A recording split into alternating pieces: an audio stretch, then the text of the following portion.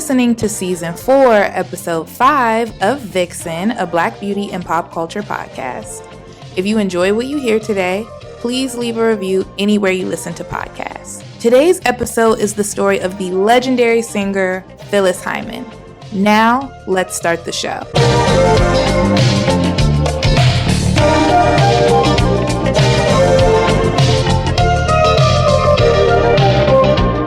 Hey y'all, welcome back to a brand new episode of Vixen. So before we get in today's episode, I just want to go over a few things, a little business, a little news. So by now you guys would have seen that we announced the August book for the Vixen Book Club, which is The Perfect Find by Tia Williams. I'm so excited about it. One, because I've heard great things. It's won a few awards. It's apparently very, very good. And then on top of that, it is now being adapted into I don't know if it's a movie or a series, but either way, it's being adapted for Netflix as we speak. I believe they are filming right now. Whatever it is, a movie or a series, is going to star Gabrielle Union and Keith Powers. So that's really, really exciting. If you are not a part of the book club yet, you can go to my website, thevixenmemoirs.com. You'll find it down in the show notes as well. Put in your name, your email address, sign up, and you will get a free PDF link to the book for the month. And you'll also get emails about when our meetups are. We have them on Instagram Live. You can come in, join, listen, share your thoughts on the books that we read. Speaking of the Vixen Book Club meetups, we are having one for our July book on August 5th at 8 p.m. Eastern Standard Time for last month's book. Last month's book was The Story by Asia King, which inspired the Zola movie. If you guys have not seen it yet, I highly suggest you do. It was so funny. So good. Loved it. And yeah, I think that's pretty much everything as far as news. Now, let's get into today's episode. So y'all, this episode is really, really important to me, not only because I am a fan of this woman, but also because this is a story that deals with mental health and a lot of other issues that Black women face. I think it's really, really important to talk about these things amongst other Black women. I know very well that people of all races and everything listen to Vixen, but I do know that the majority of my audience is Black women, so this is a story that I absolutely wanted to share with y'all. Another thing to mention before we jump into Phyllis's story, I just want to give my listeners a trigger warning. If you are sensitive to the topic of mental health, specifically depression, bipolar disorder, there's going to be a little bit of drug use being mentioned, as well as we are going to touch on a bit of abuse. So I just want to give you guys the proper trigger warning. As I'm going through the story, I'll try to add some more trigger warnings just in case, if you still want to listen along. But I do want you guys to know that there's going to be some sensitive subject matter in this episode. So I just wanted to make sure I let you guys know and brief y'all on that. So let's get into the story. In the 1930s, Philip Hyman migrated from North Carolina to Philadelphia, Pennsylvania, alongside his two brothers, Samuel and Edward. He soon enlisted in the Army, leaving Philly behind for North Africa during World War II. When he got back from the war, 28-year-old Philip started working in Samuel's barbershop in West Philly. One night, while out at a club, he met Louise Lively, a 26-year-old working as a waitress there. The two quickly fell in love and Louise became pregnant, so they married right away. Their first daughter, Phyllis Linda Hyman, was born on July 6, 1949, Cancer Queen, period. Shortly after Phyllis was born, Philip got a new job on the railroad and the family relocated to Pittsburgh, Pennsylvania, settling in the St. Clair Village section of the city. Over the next few years, 6 other children were born, making Phyllis the eldest of 7. Built in the early 1950s, St. Clair Village was a public housing unit with mainly poor residents. It was initially built to help ease the displacement of residents who were coming from downtown Pittsburgh.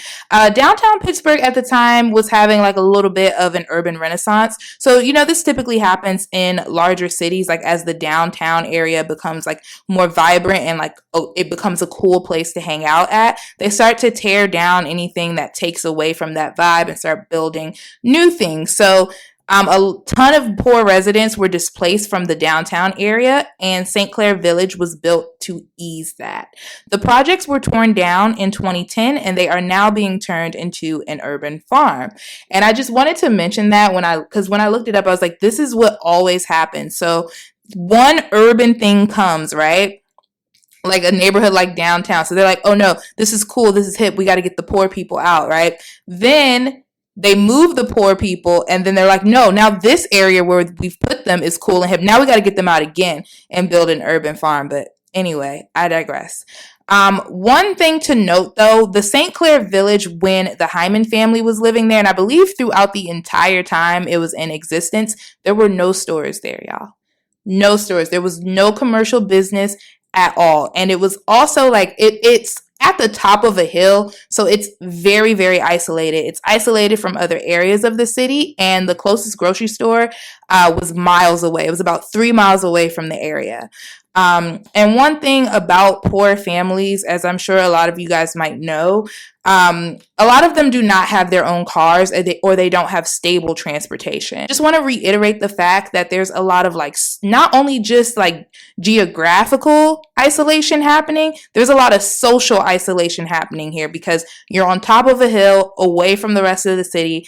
And when people build, when cities build these public housing units, like, they know exactly what they're doing, right? They would rather it not be downtown once, a downtown area becomes cool and there's a lot of people and tourists down there. They would rather have you like on the top of the hill, isolated from the rest of the city, where no tourists would ever need to come up there, because there's absolutely nothing there, because there's no stores, no nothing. So I just want to make sure y'all remember that about St. Clair Village. Around the time the third Hyman daughter, Jeannie, was born, Louise started to suffer severely from depression, resulting in her sending Jeannie away to live with an aunt.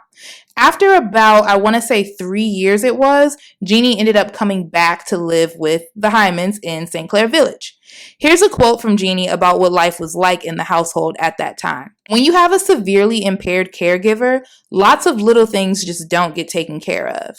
When I came back into the household, to me, it was utter chaos. It was nasty. It was dirty. The kids were unkempt. There was no order. I couldn't believe people lived like this. End quote. So mind you, because remember I said Phyllis is the eldest of 7 children. So there were more and more kids being born, and Philip, the dad, he was not in the house because, he worked on the railroad, so he was always gone. So he couldn't help out around the house, and he couldn't help his wife through her depression. The Hyman kids were often, just unkempt, like Jeannie said. They did not have regular baths. Their hair was not combed a lot. It was just very, very sad. Here is a condensed quote from Phyllis herself about growing up like this. We were a below middle income family. We were rich in human areas. We didn't have material things, but I didn't miss them either.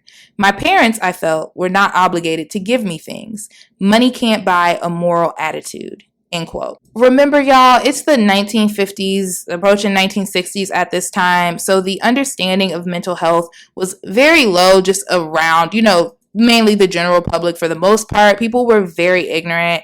So Louise's illness just absolutely went unchecked at this time. Phyllis herself couldn't understand her mother's behavior, and neither could her father. Her father had started to verbally abuse Louise when he was home, and Phyllis kind of started to do the same thing. Here's another quote from Phyllis. I didn't respect my mother's opinion. I thought, what has she done? Had 7 children? I never had to carry a key when I was growing up because she was always home. I always thought I didn't want to be like that. That woman didn't ask for enough. There was a whole world out there. End quote. With this loneliness coming from her husband being gone and the isolation of just living in St. Clair, as well as having so many children to take care of, I think Louise just felt very, very deep into her depression. And of course, I'm not a therapist. I'm not a doctor or anything like that. So I can't diagnose anyone with anything. But it sounds a lot like Louise was suffering from postpartum depression, which I think would be a pretty fair analysis. 2019, Archives of Women's Mental Health conducted a study called Postpartum Depression and Social Support in a Racial and Ethnically Diverse Population of Women. So the study found that Black mothers are much more likely to suffer from postpartum depression than their white counterparts, and that close to 40%, let that sink in, 40% of Black mothers will suffer from postpartum depression, at some point, which is more than double the rate for the general population. So that is insane, y'all. Here are some of the factors that they found play into Black mothers suffering from PPD. Most of the factors are just socioeconomic status and racism. So here's the ones that they listed. Lack of access to high quality medical care, higher risk of pregnancy and childbirth complications, lack of social support, gaps in medical insurance, financial barriers, unsafe neighborhoods, increased stress. So Louise suffered from many of these factors, and unfortunately, mental illness is a theme that will pop up again throughout this story. Thankfully, around the time Phyllis was going off to high school, Louise was diagnosed with depression, and she was prescribed Valium and a few other medicines that weren't listed. So she did start to get a little better. And from what I read in the book, Strength of a Woman, I highly suggest y'all read the book. It's amazing. But in the book, the author, Jason Michael, he interviewed quite a few of Phyllis's siblings. I can't remember which one said it. I think it was her younger sister, Kim. She said that the older Hyman siblings had a different experience with their parents than the younger ones did, specifically with Louise, their mother.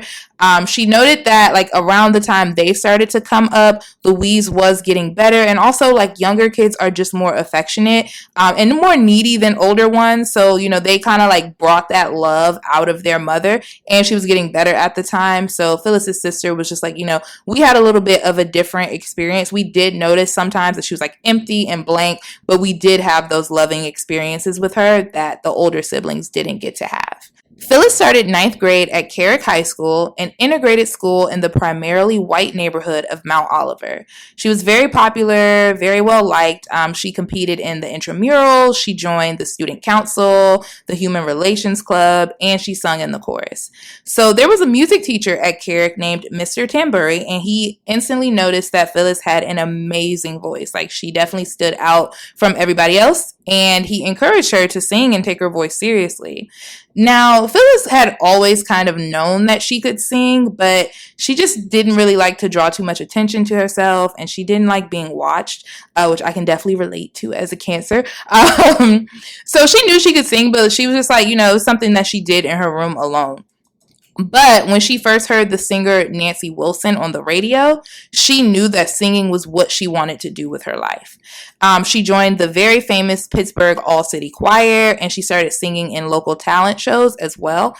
And every time that Phyllis was in a talent show, she was sweeping. Okay, she was killing the competition. And they interviewed so many people, and they were like, listen, if Phyllis was performing, they already knew you're losing. If Phyllis is on, you are going to lose. You might as well not even get on stage. So again, Phyllis was very well liked, popular. She was known for her fashion sense. She was just like a very glamorous girl, you know.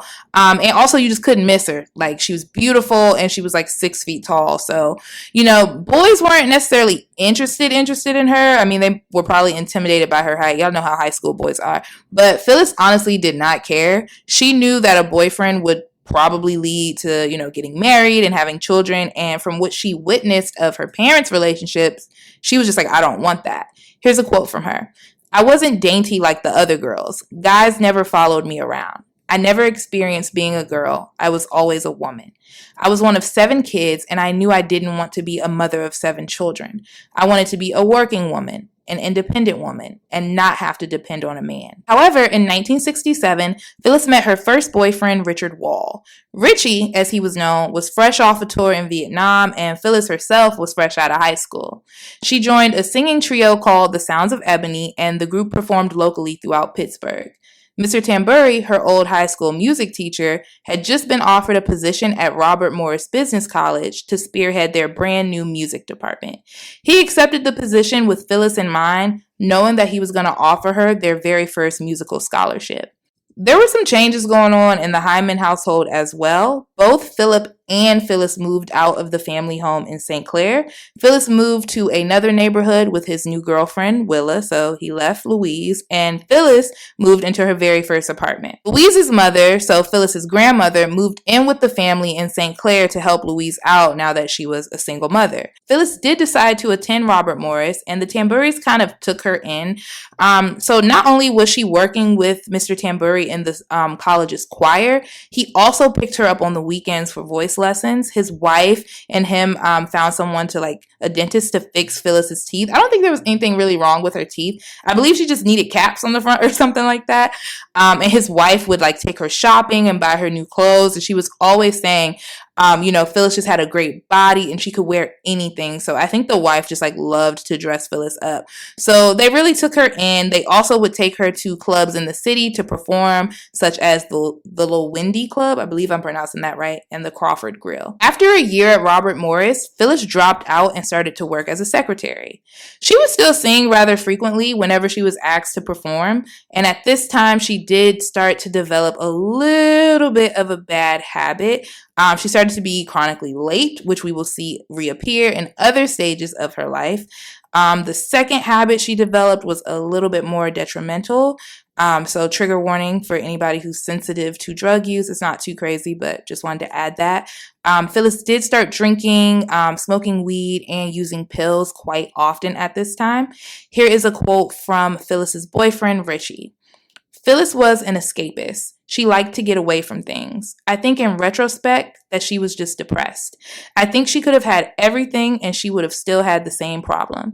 I think she was just a depressed person that was genetically predisposed to it. 1969, Phyllis was asked to perform at a charity benefit, which was attended by Dick Morgan, a musician who led the career of a group called New Directions. So the group was a foursome, a quartet, and they kind of did what I guess would be called mini residencies throughout the country. So they almost were on tour. So they would get booked at the best lounge in whatever city they were in, and they would stay there for a week, maybe 2 weeks, and then they would move on to the next lounge in the next big city. So they had just lost their lead singer, and when Dick heard Phyllis sing, he was blown away. He asked her to join the group immediately, and Phyllis was like, bet. She went and she quit her secretary job, and she went on a residency tour with the group. First, she had a little bit of a hard time getting used to just being on tour and being away from her family, but after some encouragement from her father, it got better, and Phyllis started to feel like, okay, I can do this. Music is a real thing, and I can have a real singing career. Here's what Dick Morgan had to say about how Phyllis was on tour. Her talent was so effortless. It took no effort on her part to do what she needed to do to create those vocal and visual effects. I would let her make all the announcements about the tunes and the songs and the intermissions. She would insert her own little brand of humor, which would fit sometimes and sometimes it didn't. I let her do it because I felt like her honesty and sincerity was going to come out. End quote. After about 6 months on the road, bookings for New Directions dried up and the group was sent back home to their families.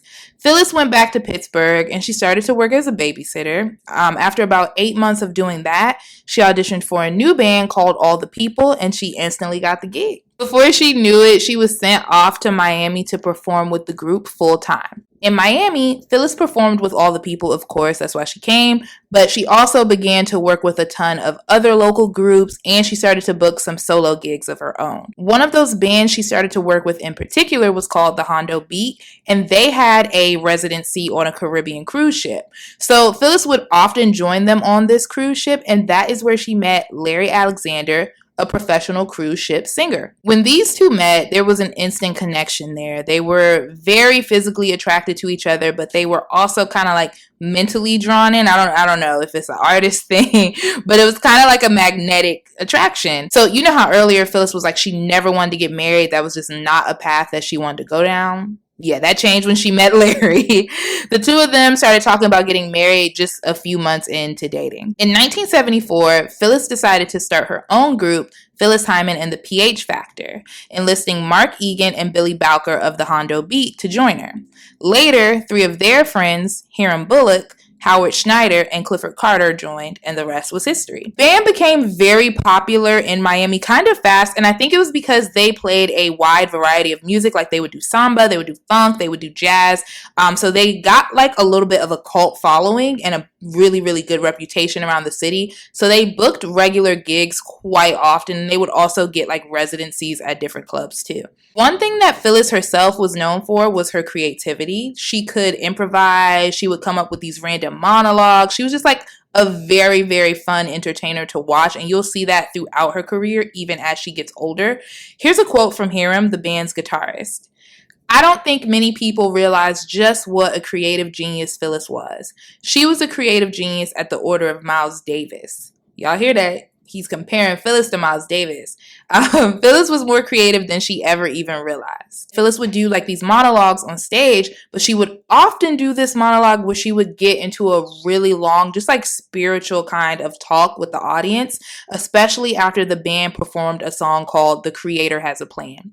I feel like this spiritual kind of like speech she would go on shows a lot about who Phyllis was as a person, not just a singer, and also just how she was feeling at the time. So I'm going to read one of them to you guys. When you're a kid and over again, the Creator is called by so many different names: the Lord, God, Jesus, the Messiah, Allah, sometimes even the man.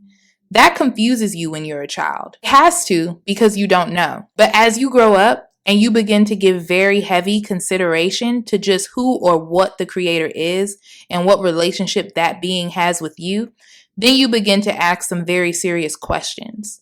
One, is the Creator a man or a woman? Is the Creator black or white, Asian, Indian? Exactly what is the scope? Being practical, being sensible, looking at it from all angles, I had to arrive at the feeling, at the thought, at wanting to believe that the Creator is not a man, is not a woman, is not black, nor white, Asian, or otherwise, but a mass of very positive, loving energy that each of us has to cup from daily. We cannot survive without that energy. We need it to live. We use it every day, whether you go to church or not, whether you want to believe or not that the energy comes from it, from everything. End quote. But this time, things were going pretty well for Phyllis, at least on the outside. The band stayed booked. It brought her two youngest brothers down to Miami for the summer.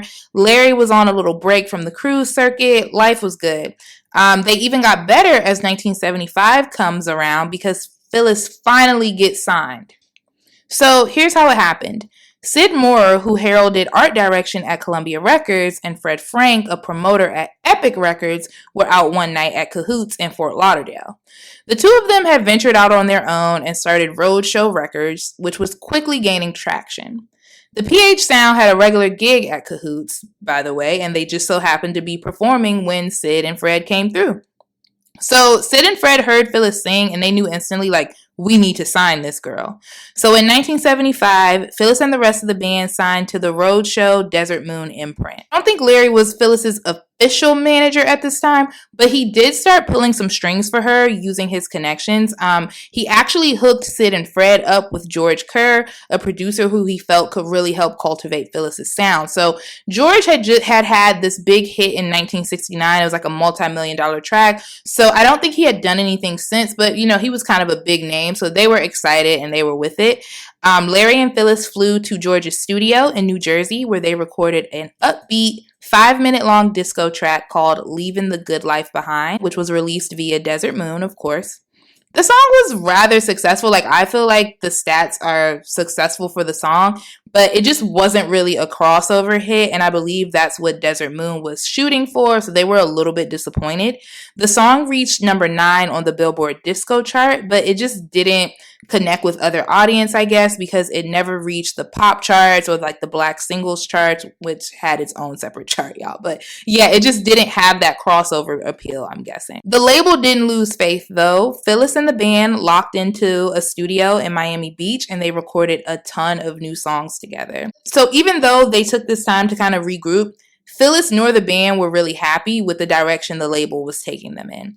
So keep in mind, y'all, we're in the 70s, so it's disco, baby. Like, that's what's in style. That is what made the big bucks. But if you know anything about this time, like, as we get to like the mid and late 70s, disco is on its way out. But at the time, Sid and Fred really thought that it was only right to have Phyllis move to disco because that was what the people wanted to hear. Oh, I don't know. I do love Phyllis's disco tracks and like the disco inspired tracks, but my favorites of hers are her slow ballads, personally. I feel like they should have just like taken one listen to her voice. I feel like if I was them and I heard her sing, I would be making her like a crooner. Like she would be like a jazz star or something like that. I don't know. I think they should have just known from the way that she sung that she wasn't going to just be a disco star. We needed more, okay? She needed more. That voice deserved more than that. So, confused about their next move, the band was offered a week-long gig in Belize, and they accepted it gladly. This is where Phyllis was like, okay, this isn't working, so if I want to be a successful singer, I need to take matters into my own hands. So, Phyllis was like, okay, this sucks, so we're going to put ourselves in front of other industry folks that can help us, cultivate us, do something, because we got to make some shape. So on December 21st, 1975, Phyllis, Larry, and the entire band moved to New York City. Hey y'all, so I know we're all excited to come out of this pandemic and get back to our regular lives, but let's be honest, we've been through a lot these last 2 years. You might feel like you need to step back, reassess, process it all, set new goals, or just talk to somebody. I was feeling the exact same way, and I just had my very first session with my new life coach, Tola Maria. I ain't gonna lie, y'all, I was nervous, but Tola made the space very comfortable. I felt safe, and I felt like I could be open and honest. Although she made me comfortable, she did not hold back, y'all. She definitely told me about myself. But it all felt really constructive. I got some good tips. It was definitely eye-opening and very much needed. Having a life coach is something that I think Black women can truly get a lot out of. So I've partnered with Tola Maria, life coach, to offer my listeners 12% off their bulk sessions when they use my code, VIXEN. You can use this code on her website, which will be linked down in the show notes. And you can find her on Instagram at TMaria Life Coach. That's TMARIA Life Coach. And don't forget to use code VIXEN and let her know that I've sent you. The band settled into New York pretty quickly. Phyllis and Larry stayed with Larry's brother, who actually was a pretty famous jazz player. His name is Monty Alexander. So they stayed with Monty on the Upper West Side, and the rest of the band went to a house in Westchester to live. The very next day, they booked a 2-week gig at the Russ Browns, a short distance away from Monty's apartment. On their opening night, they were a huge hit, mainly doing covers, but also they did like some of their original tracks, and they jumped from genre to genre. So this was really important to note about this band because that is what made them stand out, and that's what got Phyllis to be so popular in New York City because they jumped from different genres, and that wasn't a thing in New York. So Russ was a jazz club, so mostly people only did jazz there, and a lot of the other like New York bands who were on the circuit, they typically stuck to one genre. So PH doing different types of music, that's what really drew the New York music scene into them, and they started to develop a following quite quickly. They did so well that Russ management, after their 2-week gig, they're like, okay, like stay on. We want you guys to keep going. So the band, they really didn't have a plan when they came to New York. Like Phyllis was just like, let's go and see what happens. But it wasn't set in stone that they had all relocated. So once they got, the deal from Russ, and Russ is like, we want you guys to come back and stay on. They're like, okay, bet. So they had 2 days to go back to Miami, clean out their apartments, pack all their belongings, and get back to New York. Phyllis, even at this time, it's crazy because it's something that you'll see throughout the story. She never can believe like how much people love her music. So even at this time, she couldn't believe her luck. She had no idea why so many people were coming to hear her sing or why people were so interested in her. One of the people who came to Russ to hear Phyllis sing was Norman Connor. Norman was a drummer who had at one time been a part of Miles Davis's band. I think he was with him for 7 years. He was coming off the success of his wildly popular album called Saturday Night Special. So basically he would like collaborate with other artists and create, albums. It's this is such a funny comparison, but basically his albums is kind of like what DJ Khaled does, except Norman was a drummer. So it's essentially the same idea. He had worked on a duet with a singer named Jean Carn, and that song had done fairly well. So he wanted the two of them to get back together for a new project, but Jean had just signed to a label, and that her label was not about to let her do duets with people outside of their own roster, which is quite typical of some labels. They want all of their artists to have features, in-house, so they weren't about to let her do that. So Norman was like, oh my God, like now I gotta find someone else. So he was on the hunt for a new singer, and he had found one in Phyllis. So Norman wanted Phyllis to re-record a stylistics hit called, guess what? Betcha by Golly Wow. Now y'all, why Phyllis did not know the song? Yes, she did not know Betcha by Golly Wow.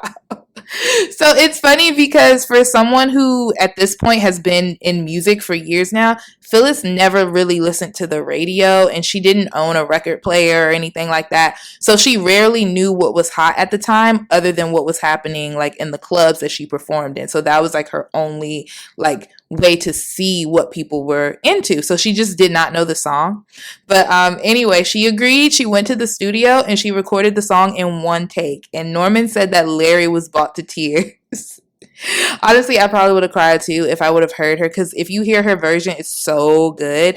So I can't imagine hearing that live, so I probably would have cried too. Phyllis wasn't the only person that was getting offers from industry insiders. The other members of the band were as well.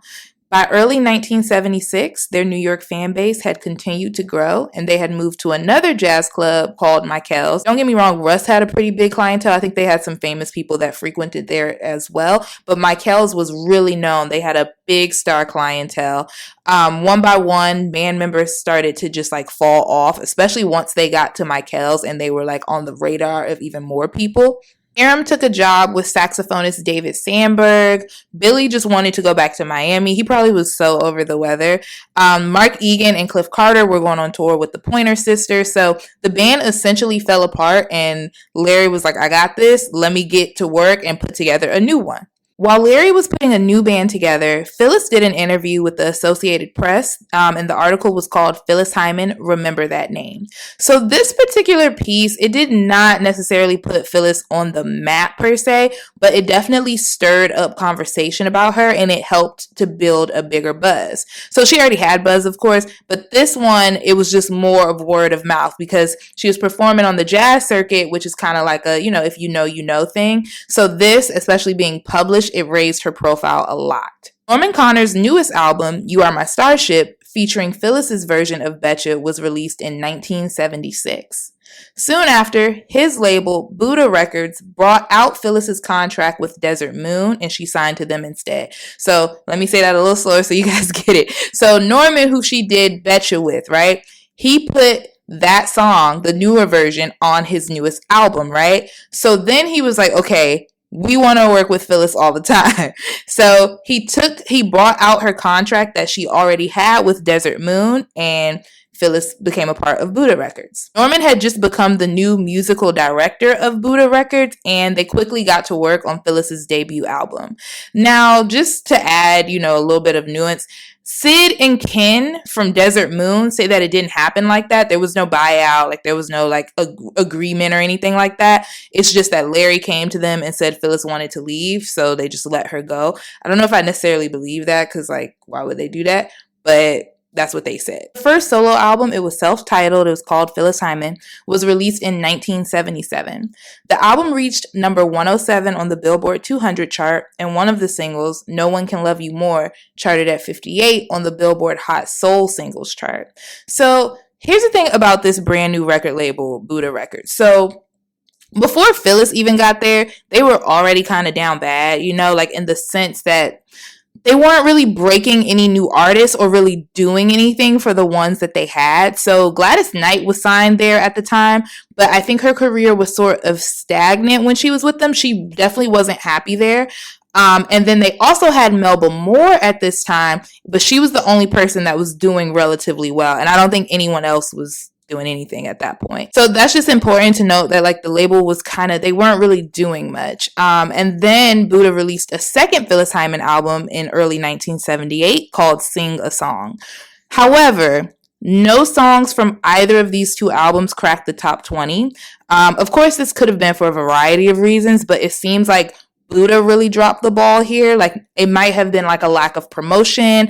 They also really didn't have any producers on their label at the time. So you know how like there's usually a lot of hype, even still today, around albums depending on which producers the person worked with or which features they have.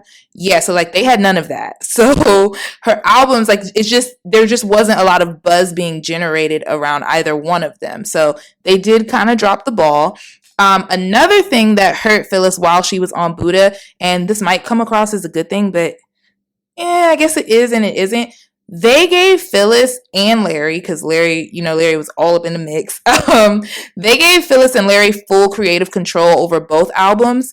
And although that's great for most artists, Phyllis wasn't very well versed in recording music. She had been in music forever, of course, but as you guys know from what I was saying earlier, is most of her experience came from like just performing. She hadn't had much experience with recording anything. I haven't listened to these two albums in full, but I'm thinking that Buddha letting them have full creative control, it probably made the album just not very cohesive. I'm assuming that they have a variety of like different types of music because that's what Phyllis liked to do. She liked to jump from genre to genre and do different things. So maybe it just wasn't cohesive. Maybe it just needed like a more expert touch. Here is a 1977 review of Phyllis's first album in stereo review. Her producers have wrought a miracle in reverse by managing to make her sound like just about everyone else. An obvious attempt to popularize her sound in order to sell her to a broader pop soul audience, her enormous talent has been shaved down to fit sound-alike songs with banal lyrics and repetitive arrangements. End quote.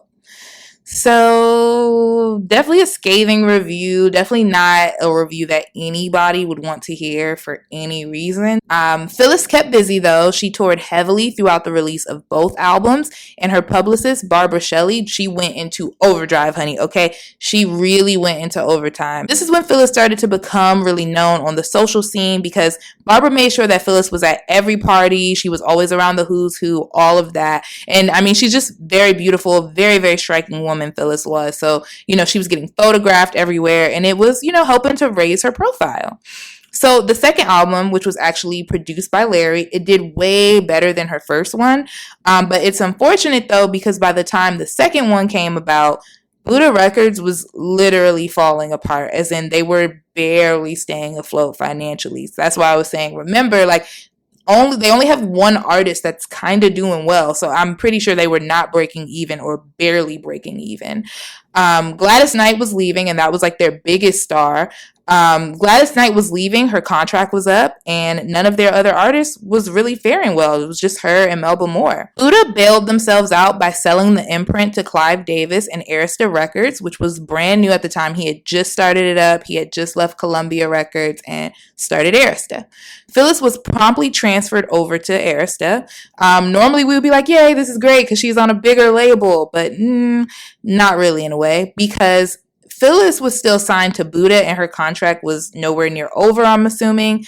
The deal that was worked out with Arista was that Phyllis would come over there, no questions, and she would have no say, right? Because Gladys was leaving Buddha, that was going to be their selling point. For Clive Davis, like, hey, you're going to have Gladys Knight. But since she just was leaving anyway, there was nothing they could do. And Phyllis was like their second choice. Like, that was who they were basically like bartering with him for Phyllis. And she just had no say in it because if it didn't go through, like, I don't know, they just really, their entire livelihood depended on the deal. So she just had no say. And from what we know of Phyllis, y'all already know that's not going to work. Like, Phyllis was a woman that, controlled her own destiny, so she was pissed.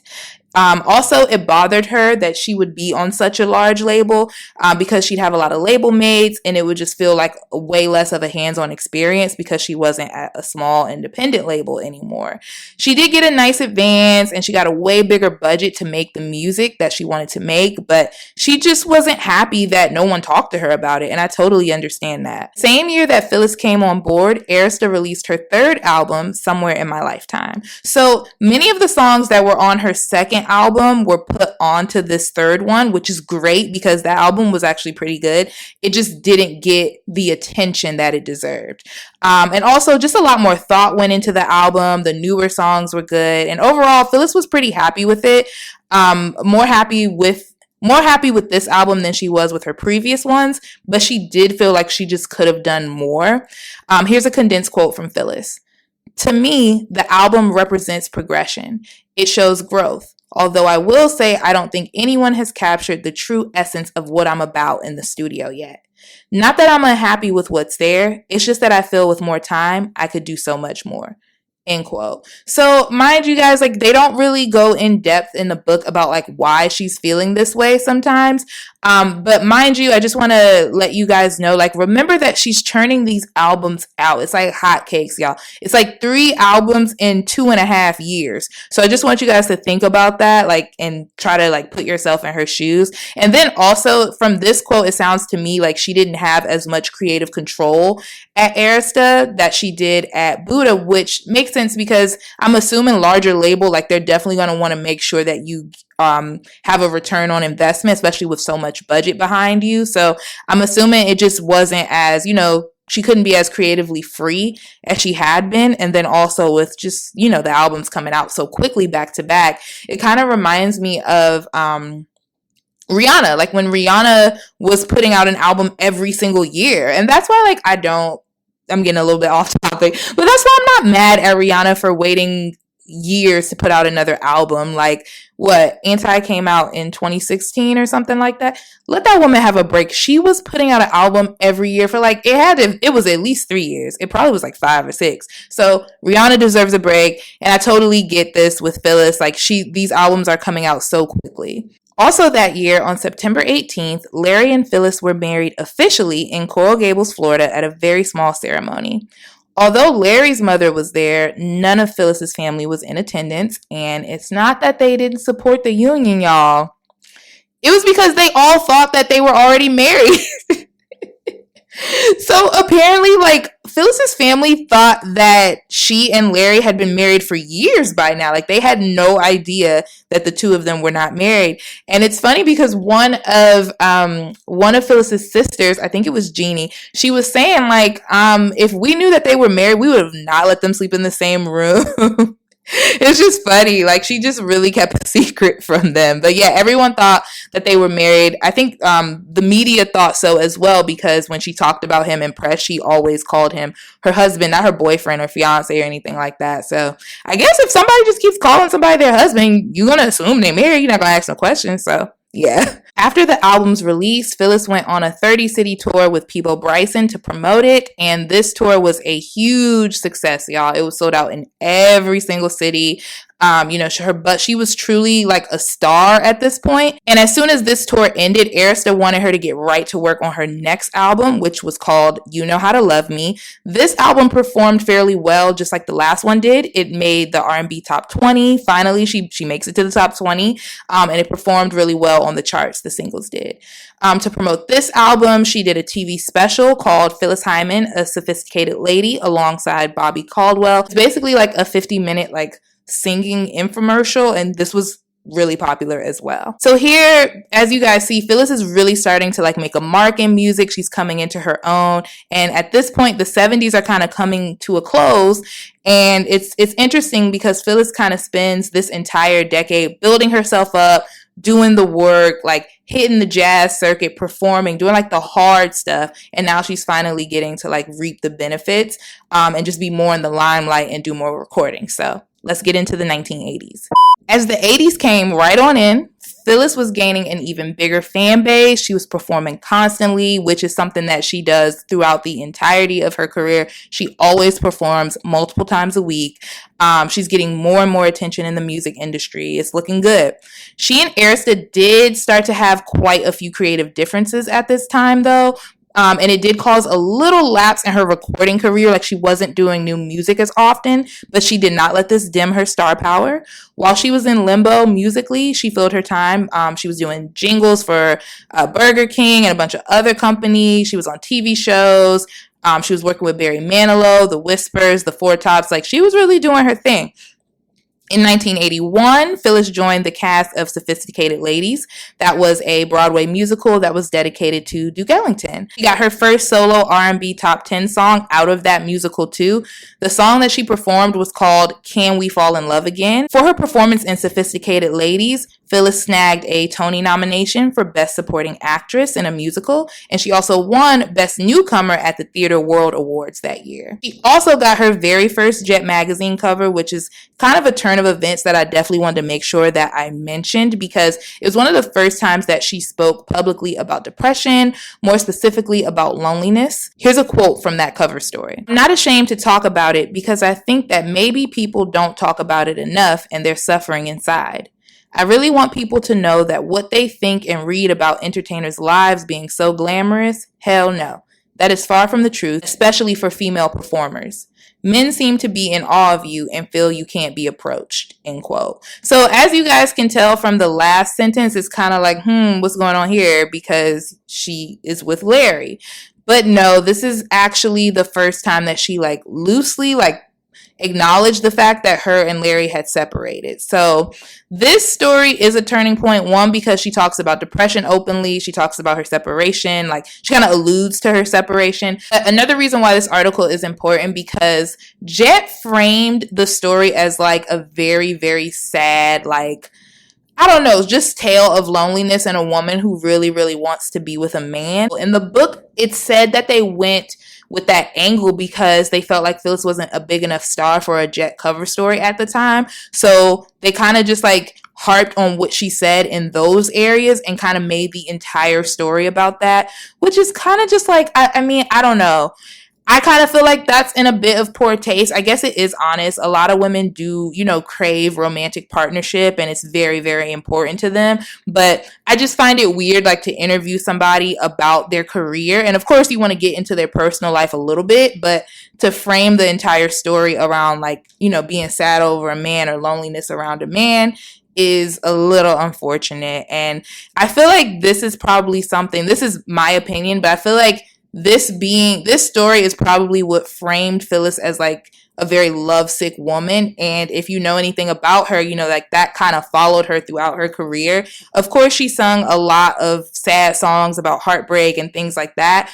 But this Jet story, I think it just really put the public eye onto her loneliness, and it kind of just really cemented that. So this Jet story is kind of a turn of events a little bit. So the following year, 1982, Larry and Phyllis's divorce was final. It's not said what exactly led to their divorce or their separation, but it is implied in the book that the marriage was a little bit tumultuous. In the book, both her brother Mark and her former musical director, I forget how to pronounce this guy's name, I think it's Onaje. But yes, both Mark and Onaje gave quotes that the relationship was verbally abusive on Phyllis's part, but it's not very clear what the last straw was for the couple. From speculation, it feels like Larry was just very, very involved in Phyllis's career. And I don't want to make him sound like, it's definitely not like a Kendu and Mary J. Blige situation, I guess. No, it wasn't like that. Larry had his own career throughout the entire time that he was helping Phyllis out, but he just had a lot of control over her career, being her manager. He was producing and he was also her husband. So I can see there being a strain on the relationship when your partner is so involved in your entire life like that. They didn't really seem to have a separate, identity from each other, and that can be hard. So they broke up, the divorce was made final, and it's said that this is when Phyllis started to use cocaine just to cope with her emotions and the divorce, and this habit sadly stayed with her for the rest of her days. So Phyllis was already known around town because she's insanely talented, she's famous, she's beautiful, she's glamorous, she's fashionable. She was already a staple at parties, but after the divorce, she did start to go out more frequently, and she was only doing 3 things, y'all. Performing at 8 shows a week, mind you, recording, and going to parties. So performing, recording, partying, that was all she was doing. So you can already imagine what it's like when that's all you fill your time with and you're using drugs on top of it. It just was not good. People around her, especially the cast of Sophisticated Ladies, a lot of them were either doing it with her or they were very, very concerned about her. One of her castmates said, when Phyllis was freebasing, all that mattered to her was her high. She would use her stash until she was exhausted. She was incredibly self-destructive. She had demons that could not be controlled. There also started to be a few incidents where Phyllis was just a little erratic. Like one time she went off on her crew members after one of her shows. I think one of them like misplaced something or touched something of hers. She missed out on playing Suge Avery in The Color Purple because of her behavior. I'm not really sure exactly what happened. I think it was at like a table read or like an audition or something, but like she acted out and she missed out on that, which would have been huge. Like, can you guys imagine Phyllis Hyman as Suge? I definitely can. Like that's a role that would have been absolutely perfect for her. I wonder how she would have done in that role. She was also diagnosed with bipolar disorder around this time. It was just a really hard time in general. Just as she had back in Pittsburgh, she was self-medicating with alcohol, weed, and now cocaine.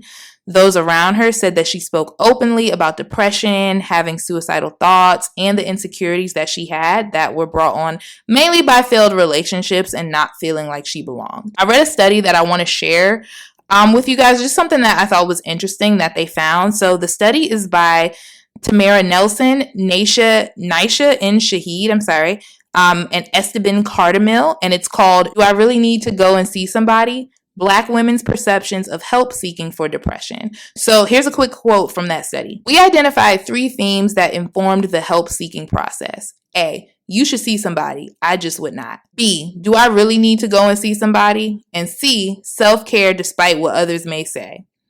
With regard to the influence of the strong Black woman role, we also identified 3 themes. A, masking or ignoring pain. B, inability to ask for help, and C, lack of self-care. Our findings emphasize the importance of considering how the strong Black woman role may be associated with help seeking for depression among Black women, end quote. So I shared that with you guys because I do feel that, you know, nowadays, and I wish that Phyllis was still here with us to see it, we've seen a big push in therapy for Black people and the importance of mental health in the Black community. And I think a lot of Black women are doing the work to go to therapy, to talk to somebody, to see somebody about how they're feeling. But I still think there's a little bit of, like the study said, that strong Black woman role. And this study was done in 2020, I believe. You know, we still have that going on. Like we might suggest to somebody that they should go see somebody, but we wouldn't necessarily do it ourselves, like they said. Or we might find a way to do some self-care or to self-medicate like Phyllis did. Phyllis chose to use, you know, drugs and alcohol. Some people choose shopping. Some people choose food. Like we do things like that in order to mask the pain, as they said. So, I think that Black women just being seen as just being strong and resilient and things like that, it doesn't help us to play into that stereotype. A little off subject, I'm sorry, but me personally, like when people refer to me as like a strong Black woman or any kind of thing of the sort, I'm like, nah, I'm weak. Like, nah, I'm a flower. I'm delicate. No, dude, don't even speak that on me. Because I don't want any of that being placed on me to where I feel like I can't seek help where I need, or I feel like I need to push through when I'm feeling a certain kind of way. So I want to just say to all of my listeners, if you feel like, you know, you need to just talk to somebody, and sometimes just venting to a friend or family member is enough, but sometimes you need more. And I just want to say to y'all, I'm not going to like go in because it is a sensitive subject, but I do want us to seek help and feel comfortable about seeking help. I feel like a lot of us are doing so much better than we used to, even just like 3 years ago, about seeking help and looking for those things. And, you know, with Phyllis talking openly about mental health, not only to those around her, but also in interviews and stuff, that was huge in the 80s and 90s. Like that, it was a big deal that she did things like that. And I just wish that she was still here with us to see that push for mental health in our community. But let me get back to the story. Phyllis's career was still thriving despite it all. She was doing a lot of features at this time. She was touring very often. She was doing residencies, and she even went on a college tour just giving lectures to students. She was riding off the high of Sophisticated Ladies, which had just ended after a 22-month run. That's a great run for a Broadway show. She appeared in a few movies throughout the decade, such as Too Scared to Scream, The Kill Reflex, and of course, School Days. She also released a new album called Goddess of Love. And this album, I believe it did fairly well, but this is kind of where things come to a head with her and Clive Davis. I touched on it a little bit, but, she wasn't really happy being at Arista. And she just really was not happy with Clive Davis. I think the two of them just clashed. And to me, with her signing at that time where like disco was kind of in limbo, they didn't know what was next. I feel like Clive Davis just didn't really know what to do with her at that time. And he kind of just put her on a shelf. And somebody like Phyllis, who's coming from doing all these different genres of music and is so talented and able to jump from song to song like that, like I think the two of them, they clashed, they didn't get along. And he just was really clueless about what to do with her. So they had a lot of creative differences. So she just was not happy working with him. So she did not have an enjoyable experience at Arista. This album, she kind of just wanted to take matters into her own hands. So Phyllis hired a new manager, Glenda Gracia, and she got a new fashion designer, Cassandra McShepard, to take her style to the next level. So as I mentioned earlier, Phyllis was already very, very fashionable. She was known for her hats, her accessories, all of that. And Cassandra really elevated this further. And she just made beautiful clothes that just complemented Phyllis's body and her stature and all of that. And a lot of the iconic photos of Phyllis come from this era with working with Cassandra. Her star power is just rising, rising, and rising because now she's got this amazing look. She's super fashionable. They're talking about that. And she already had a really dynamic, very charming personality. So she was just, she was the darling. People loved Phyllis Hyman. So let's fast forward to 1984. Arista had just signed Whitney Houston and they released Phyllis from her contract. So sadly, they let Phyllis go once they got Whitney Houston. And this really hurt Phyllis, even though she wasn't happy with them and she really didn't get along with Clive Davis. She was hurt by this. She was upset by it. And she just felt hesitant about how she was going to move forward in her career. She didn't know what she was going to do next, what was next to come. And I think she just felt like nobody kind of understood what she needed and where she needed to take her career. At this time, she was still struggling. I'm sure being let go from Arista did not help. She had a little bit of an unstable home life because her relationships would end really quickly. She had a lot of mood swings, and there were just days where Phyllis just could not get out of bed. Her weight would fluctuate all the time, and that was very upsetting for her. And mind you, she was not taking medicine for her bipolar disorder. So just to say, just from people that I've researched, I do know that around this time, people who were diagnosed with bipolar disorder were mainly being prescribed lithium, which I've heard has severe side effects and made people feel really bad. Nowadays, there's a lot better medicine on the market, but that one was the main one that people would get, and it definitely made people just not feel good. So those around her urged her to go into rehab, and she entered in 1986. Around this time, upon her release, she got out, she started to take her medicine, and she signed to the legendary Philadelphia International label. In 1986, she released her next album, her very first one with her new label, called Living All Alone. So that is an amazing album, y'all. That's the album with Old Friend on it. I love that song. It is a classic. This album reached number 12 on the R&B charts, and it sold 500,000 copies. And then she went on a very huge tour to promote it. That tour was also sold out. So it was Phyllis was back at it. Phyllis Hyman was back. She was back in action. On an amazing high at this point. Her career had come back. She was doing extremely well, but her behavior behind closed doors was still very alarming to her close friends.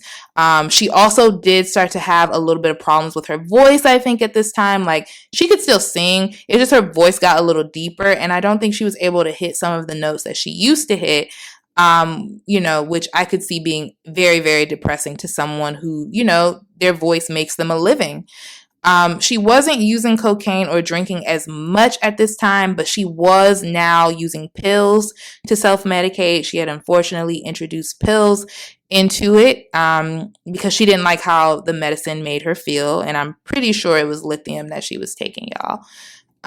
In June of 1990, she overdosed on sleeping pills by accident, and that was a really scary situation. The person who found her as she was going through this overdose, like when she came to again, they said that she was really, really happy to just be alive. She checked into rehab again in 1991, but friends say she started drinking immediately upon her release. Phyllis's next album, Prime of My Life, was released in 1991, and this album spawned another one of her major hits, which was Don't Want to Change the World. This song reached #1. This is also a really good song. I love this song too. So if you guys don't know this one, it's almost like a rap dance song. It kind of reminds me of Sounds of Blackness a little bit. It's a good song.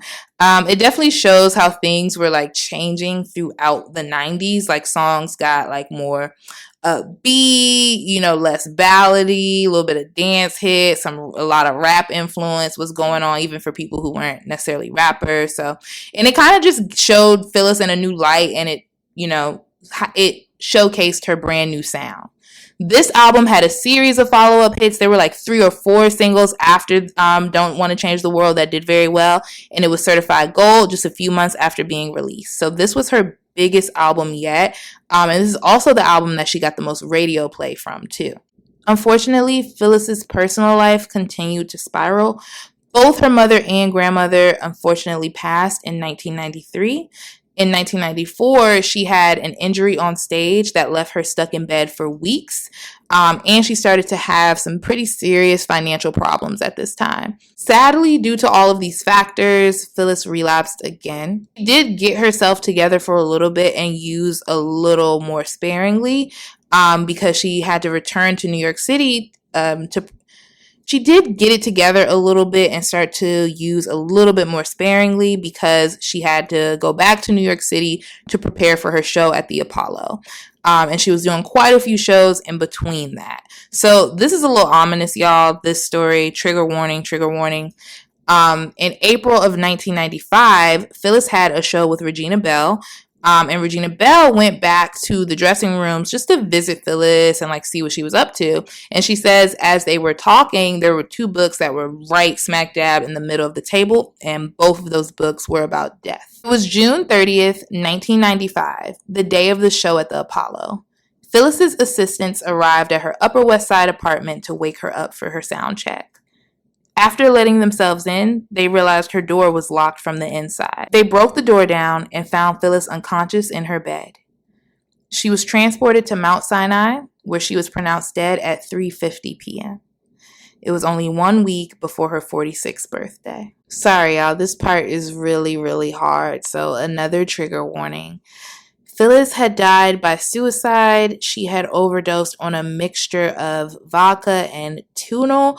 I'm not sure if I'm pronouncing that right, but it's basically a sleep medication, so like sleeping pills. She did leave behind a suicide note, which I am going to read to y'all. I'm tired. Those of you that I love know who you are. May God bless you. Phyllis's family, friends, fans, the entire music industry, they all reeled as the news of her death spread. Here is a quote I want to share with y'all from her former manager, Glenda Gracia. My theory is that she finally hit that wall that she just didn't feel she could go through. Phyllis always felt that suicide was an option for her. We talked about it all the time. I know it was something on her mind. She had tried it twice before but hadn't succeeded. She would say to me, life was too much work. I always hoped she could reach a space where she would really, truly have the desire to heal herself and manage her illness, end quote. On July 6, 1995, that was Phyllis's 46th birthday, family, friends, and fans held memorial services in Pittsburgh, Philadelphia, and New York City. That November, Phyllis's next album was released posthumously. That album was called I Refuse to Be Lonely. And listening to that album of hers, although every single song is amazing, and I believe most of them were co-written by Phyllis herself, a lot of those songs are very emotional, and it's another thing that just feels ominous because she apparently recorded these songs right before her death. But it is a very beautiful, very well done album, and if you can listen to it, I highly suggest that you do. Just let it play. 3 years after that, in 1998, another posthumous album was released, a compilation album called 1 and this was a compilation of her previously released songs and some duets and some features. It's kind of like a greatest hits, but with some other songs that she had done. That same year, Forever With You came out, and that was another compilation album with a few unreleased songs from her. And then in September of 2007, Strength of a Woman, the Phyllis Hyman story, which was my main source for today's episode, was released in cooperation with Phyllis's estate, and it was written by Jason A. Michael. And that is the Phyllis Hyman story, y'all.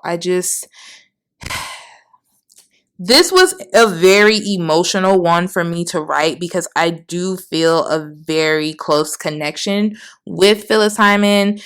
We share the same sign, and just like her music, not only is her music amazing, it's relatable. And just to hear her story the first time I heard it, I was shocked. I was floored because I was just like, you just really never know what people are going through. And you cannot judge a book by its cover. And as lively and fun and beautiful and glamorous she was on stage and off stage, you just don't know what happens behind closed doors or how people truly feel deep down inside. And it's just so important for us, our community, and to all my listeners, it's very important that we prioritize our mental health and, we get help when we feel like we need help. So I will definitely have some mental health resources down below in the show notes, the description of this episode. And yeah, this is definitely something that I want to talk about more, these kinds of issues that our community faces, and how sometimes like that strong Black woman stereotype, it works against us. Honestly, I feel it works against us quite often. More often than not, rather, but it's just something that, we have to talk about more. And I really appreciate the push, towards, just mental health awareness in the Black community, especially with Black women. Like y'all are truly doing the work with that. And I love to see it. But I definitely wanted to share this story because I feel like it might be something that a lot of my listeners don't know about. Sorry, y'all, getting a little choked up here. Oh goodness. But I really do hope that you guys enjoyed this episode, and I want to just end it on a little bit of a happy note. I'm gonna make sure I get some clips spliced together just of her on stage, so you guys can see a little bit more of her personality. She has some funny interviews. I gotta try to find some of them on YouTube so I can add them and put them and post them on the Vixen page. I'll post them on there. And also just, how she just was a really charming person. People loved her. I've heard that people loved going to her concerts because she always interacted with the crowd. It was just fun. Even if she was at a larger, venue, she still found a way to make people feel really comfortable. I was watching one of her performances a while ago where she asked the audience, she's like, have y'all seen me before? Have y'all come to see me before? And people are like, yeah, I have. And she's like, okay, great. I can take my shoes off. And they all bust out into laughter, and she really takes her shoes off. So yeah, and then, something else I'll tell you guys another funny story. So my mother actually knew Phyllis Hyman. They had a mutual friend.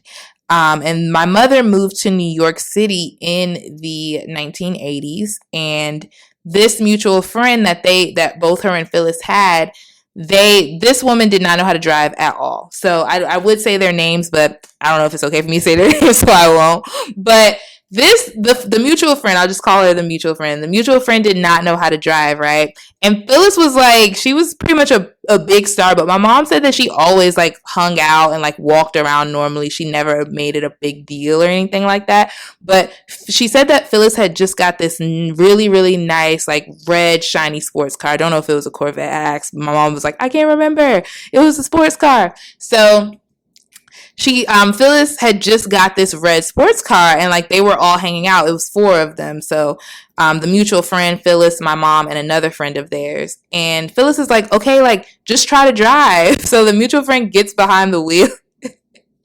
She doesn't crash, but I guess she does something. Maybe she swerves or something, and everybody gets so scared. And my mom said that when Phyllis would cuss somebody out, it was hilarious. Like, so I can almost imagine her cussing somebody. It probably sounds like she was singing to them. But she said that Phyllis flipped, and she was like, I was so scared that she was about to wreck Phyllis's new car. But so yeah, I just wanted to end on a little bit more of a more pleasant note. I know that this one was a rough one.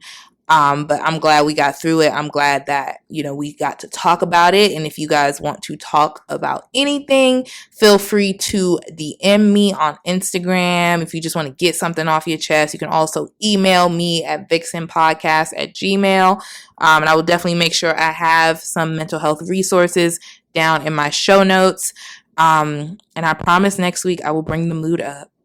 I promise. Like I can't do y'all like that. I'll bring y'all back up next week for sure. Love you guys to the moon and back. Thank you for listening, and I will see y'all next week with an all new episode. Bye. Thank you for listening to Vixen. If you liked today's episode, don't forget to leave a review. If you have a submission, feel free to email VIXENPODCAST@gmail.com. We'll be back next week with an all new episode.